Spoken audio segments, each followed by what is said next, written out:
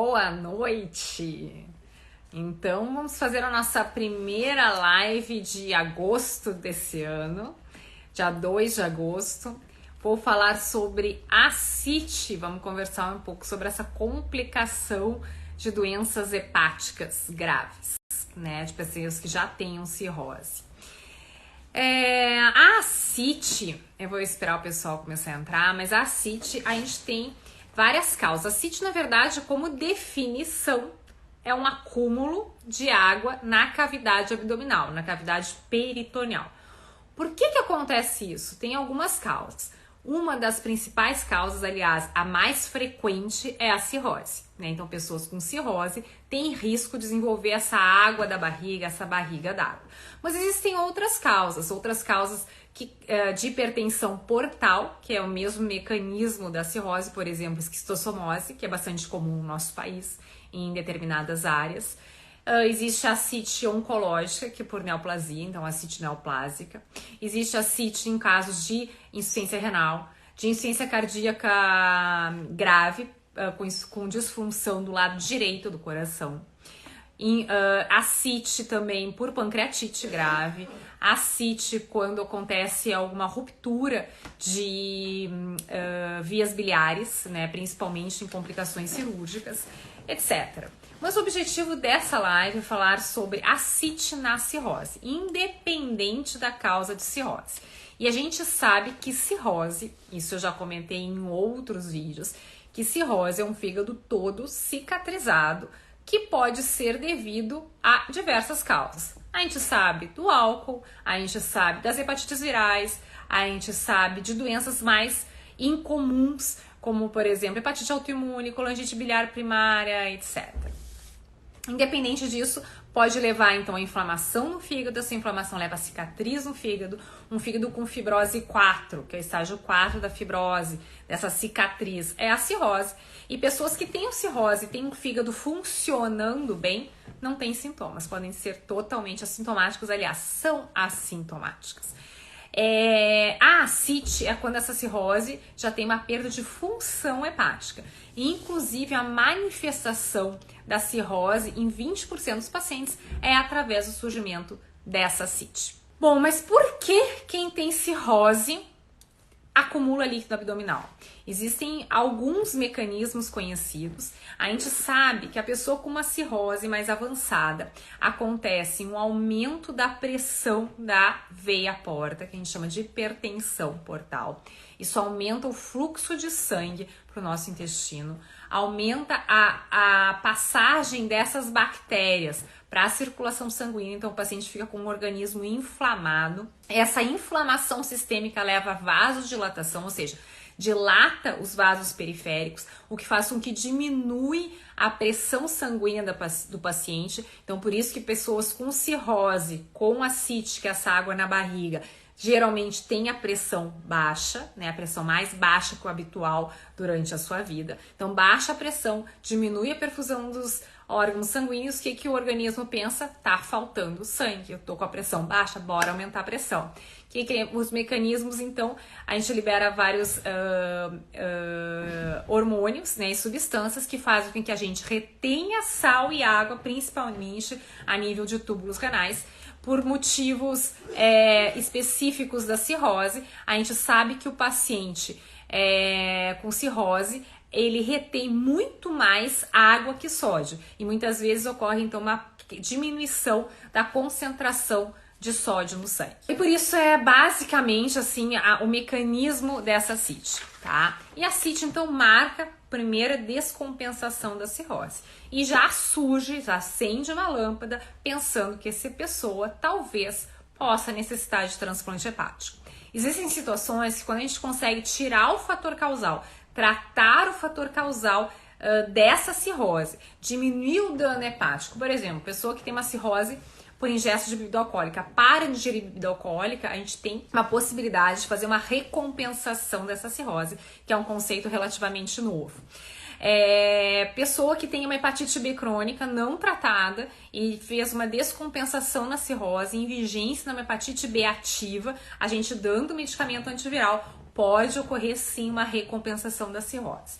Fora essas duas situações, é difícil a gente conseguir recompensar o paciente. Então a gente tem que só tirar o fator causal. E como que a gente trata essa ascite, né? Depois eu vou começar a olhar as perguntas, né? Como é que a gente trata a ascite no paciente com cirrose? Então, primeira coisa que é muito importante, que eu sempre falo, inclusive para os meus alunos em sala de aula, alunos da medicina, é: qualquer ascite, qualquer pessoa que surge com água na barriga tem que fazer punção, tem que botar uma agulha, o médico, obviamente, vai colocar uma agulha no abdômen, vai tirar um pouco desse líquido, não só para esvaziar, mas tirar um pouco desse líquido para mandar para o exame e saber se esse líquido é decorrente de cirrose ou não.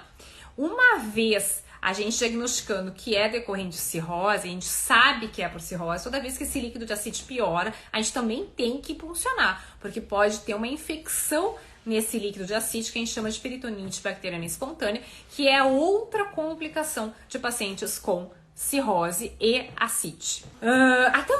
Deixa eu começar a ver algumas questões de perguntas aqui, que me perguntaram, mas enfim, uma das pessoas me perguntaram o seguinte: tá, mas e aí, se eu tenho ascite, eu tenho que ficar puncionando? Como é que eu vou puncionar? Como é que eu tiro esse líquido de ascite? Então, como é que a gente faz o tratamento?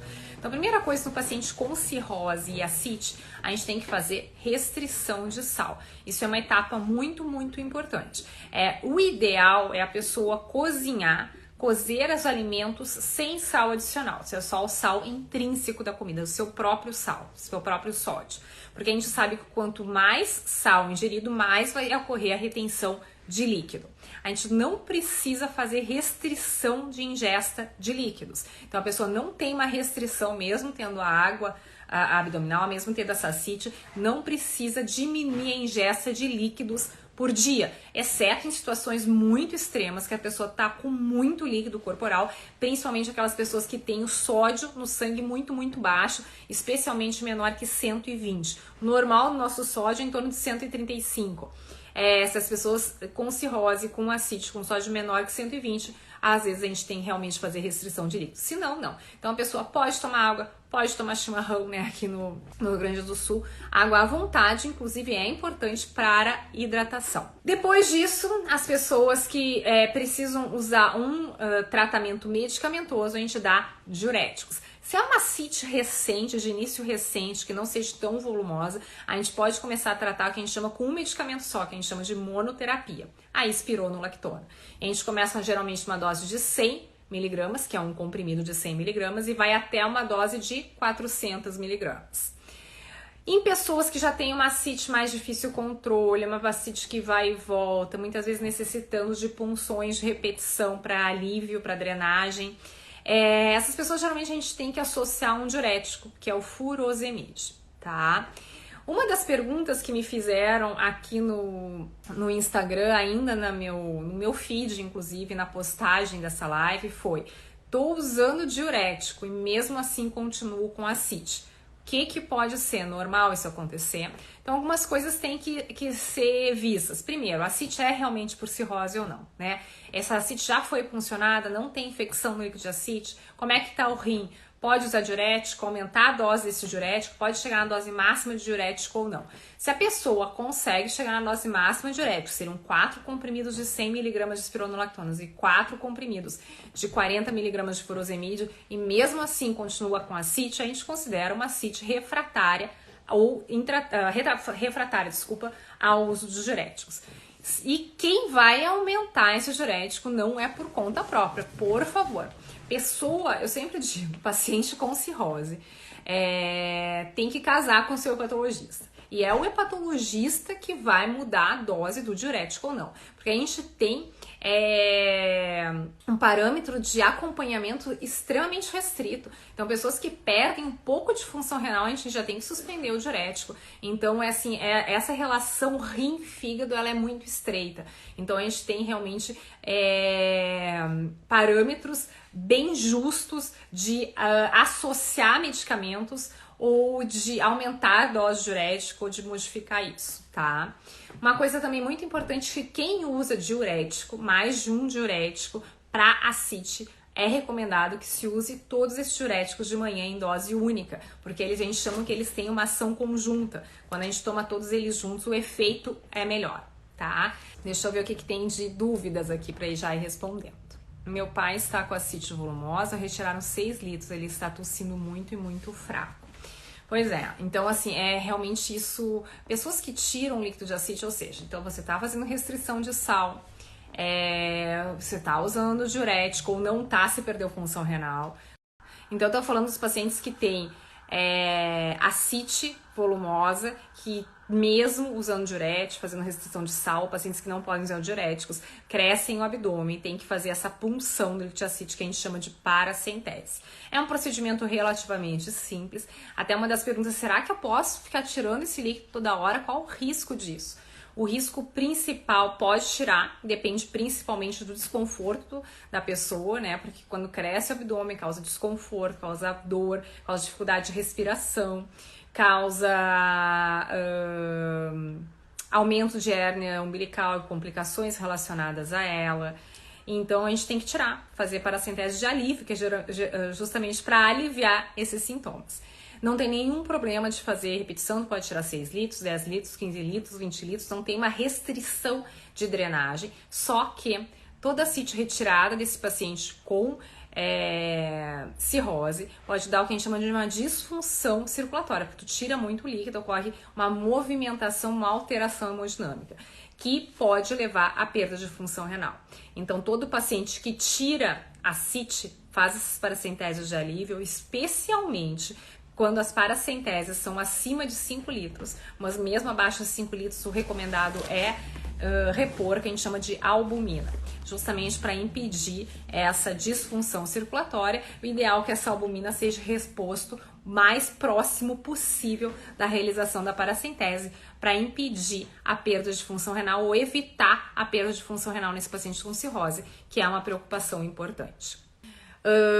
Realmente os pacientes com ascite, eles são pessoas já que têm uma cirrose avançada, eles são pessoas muitas vezes desnutridas, com muita perda de massa muscular, por isso é importante, né, a intervenção nutricional com uma adequada reposição de vitaminas, de aminoácidos, de proteína. Então tem que ter um olhar muito de perto para esses pacientes.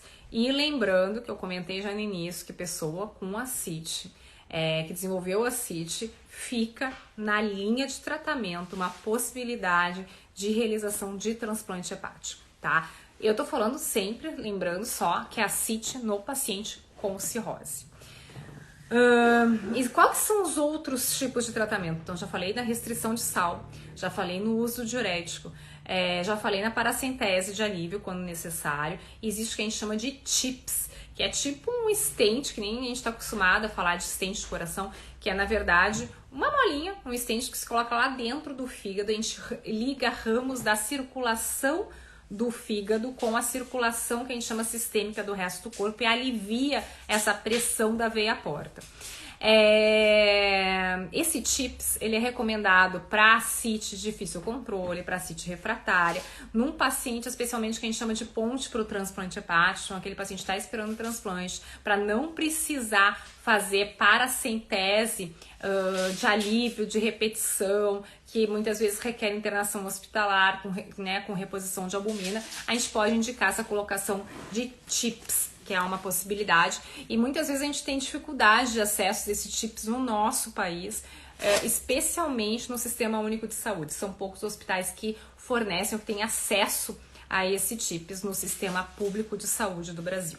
Deixa eu ver o que mais temos de perguntas aqui. Já me perguntaram sobre ingesto de líquido e sal, né, que eu já comentei com vocês, que a gente tem que fazer restrição de sal, isso na ascite por cirrose, por hipertensão portal. Pessoas que têm ascite de outra causa, por exemplo, tem um tumor, uma neoplasia, um câncer abdominal, metástases, não adianta usar diurético, não adianta fazer restrição de sal, tem que fazer a paracentese de alívio direto, tá? Então isso é exclusivo para os pacientes que têm ascite decorrente de cirrose e outras condições congestivas, por exemplo, ciência cardíaca. Qual o exame que se faz para saber se tem ascite? Muitas vezes a ascite a gente consegue diagnosticar simples por um exame físico, quem está acostumado a fazer um exame físico.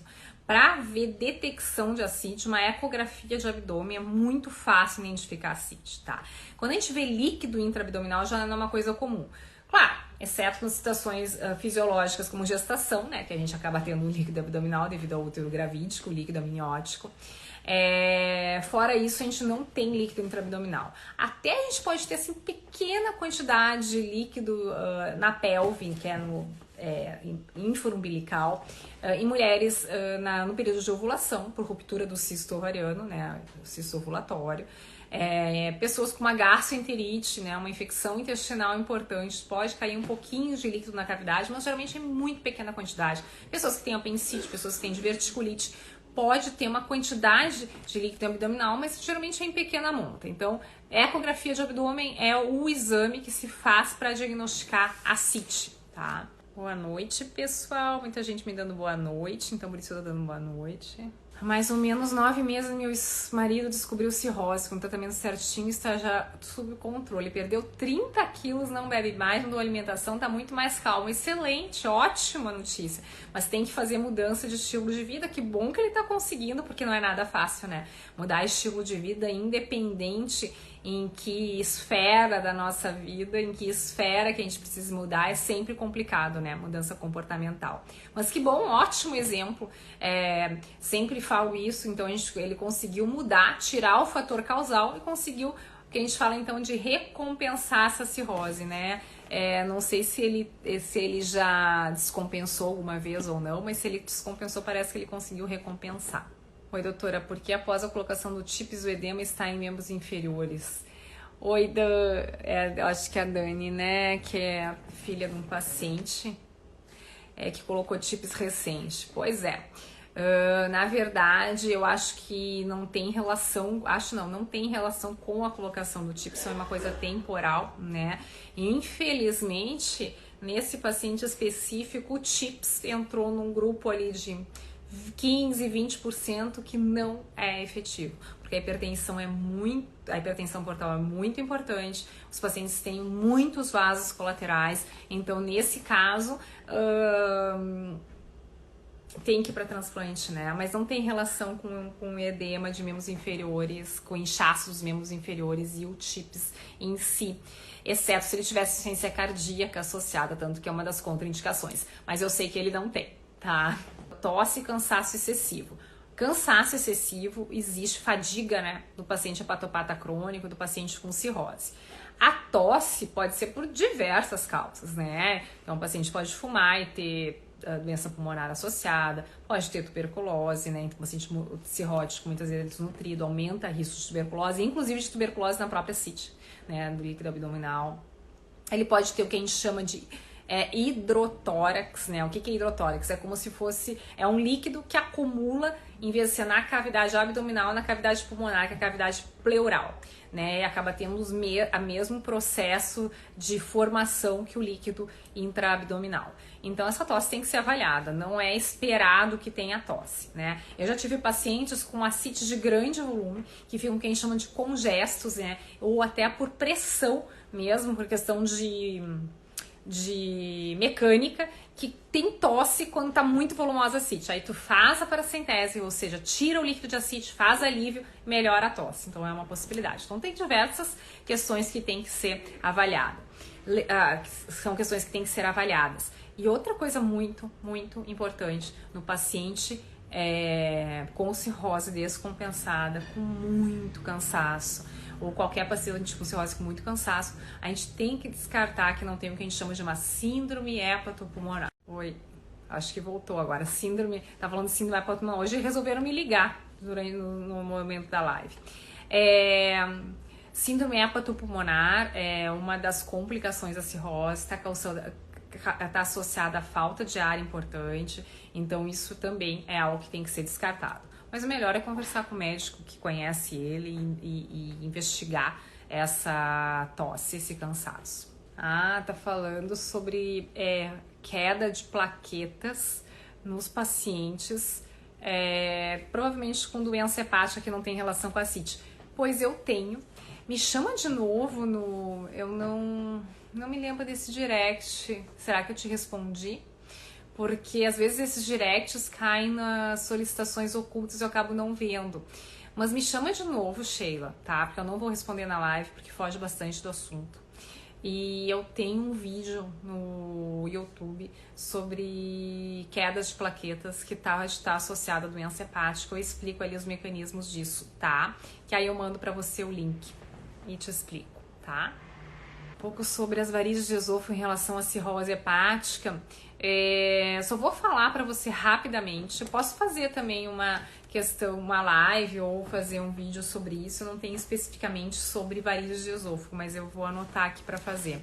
Mas as varizes de esôfago é outra complicação dessa chamada hipertensão portal, assim como a ascite na cirrose, né? Então a gente está falando nessa live sobre a ascite, que é uma das complicações da hipertensão portal. E as varizes de esôfago também. Grosseiramente, tá? Pessoa então com ascite aumenta a pressão da veia porta, do sistema porta, que é o sistema que supre o nosso fígado. E ramos desse sistema porta passa pelo esôfago. Então, quando ocorre um aumento de pressão nesse sistema, ocorre uma dilatação das veias do esôfago, que a gente chama de varizes esofágicas. A aparência delas na endoscopia é muito semelhante às varizes de membros inferiores que a gente vê frequentemente na insuficiência venosa, né? Estão me perguntando se existe causa de ascite não hepática ou não cirrose. Sim, existe. Inclusive, eu falei isso bem no início da live, que pode ser por insuficiência cardíaca, por doença renal, por neoplasias, por tumores. Por isso, reforçando que isso é extremamente importante, que é punção. Exame diagnóstico da ascite na primeira apresentação, pelo menos, tá? A gente corriqueiramente, quem tá acostumado a tratar pacientes com cirrose, chega pacientes com cirrose, com ascite não funcionada, e nada impede que um paciente tenha cirrose, daqui a pouco tem um tumor que esteja causando ascite, que a ascite não seja pela cirrose. Nada impede que o paciente com cirrose, que é desnutrido, tenha uma ascite por tuberculose, e daqui a pouco é a tuberculose que está causando ascite. Então, é muito, muito, muito importante fazer o diagnóstico e fazer uma punção antes de começar a usar diurético, antes de começar a tratar, sem ter certeza que aquela ascite, aquela água abdominal é causada pela doença hepática, tá? Por que o paciente cirrótico tem queda de plaquetas? Eu sei que esse assunto é normal. Isso aí, Sheila, eu vou te mostrar, né? Mas faz parte realmente do conjunto do paciente, das manifestações do paciente com doença hepática. Doutor, eu tenho ascite por cirrose e faço um tratamento. Eu preciso eliminar totalmente o sal, basta apenas diminuir. Isso vai depender muito da intensidade da tua ascite, como é que você se comporta, né? A recomendação inicial é que a pessoa tente tirar todo o sal da dieta, só deixar o sal intrínseco da comida, tentar usar outros temperos, inclusive até pimenta, alho, cebola. Não teria problema no paciente com doença hepática. Por outro lado, a gente sabe que às vezes isso faz com que a pessoa diminua muito a ingesta de calorias, de proteínas necessárias, e acaba sendo um tiro no pé. Então tem que fazer esse acompanhamento nutricional de perto e avaliar caso a caso. Então muitas vezes, se a pessoa tolera diurético, é melhor comer com um pouco mais de sal para conseguir suprir o aporte calórico e proteico adequado e usar mais diurético do que ficar sem comer, né? Então por isso que eu comentei antes que esse acompanhamento, não tem uma regra geral, esse acompanhamento com a nutrição de perto é muito, muito, muito, muito importante. Esse acompanhamento multidisciplinar a nível de consultório privado é mais fácil a gente fazer, a nível do sistema público é um pouco mais difícil a gente manter esse acompanhamento tão de perto da nutricionista, né? Mas seria extremamente importante. Álcool pode aumentar a ascite ou depende da causa de ascite? Álcool, bom, quem tem ascite, né? Quem tem ascite por cirrose, nem pensar em ingesta de bebida alcoólica, né?